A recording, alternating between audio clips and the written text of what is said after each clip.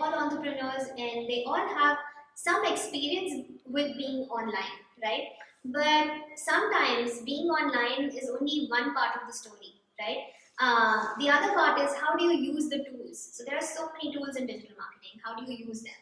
Secondly, a lot of times because these platforms, there are so many platforms, some of them are meant for young people, some of them are meant for old people. For example, Snapchat is meant for very, very young audience, while LinkedIn is, usually attracted by people who are in the mid-level in their careers, somewhere, with like, let's say 7 to 8 years of business experience.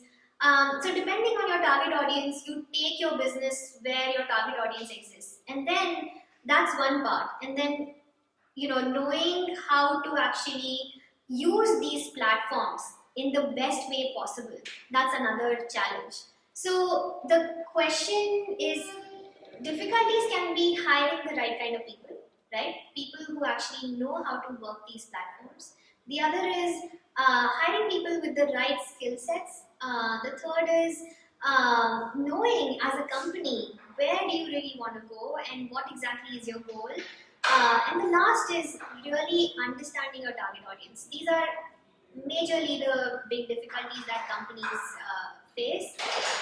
Lastly, it seems like a lot of companies think that digital platforms literally can be very complex to understand, and the skill levels to work in this platform can be very high, which is actually the opposite.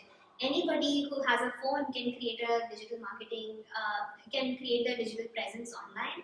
So I think a little bit of direction, a little bit of mentoring, a little bit of guidance, and a little bit of knowledge sharing, these can really, really help a company, people who are inside the company, do better on in terms of their marketing.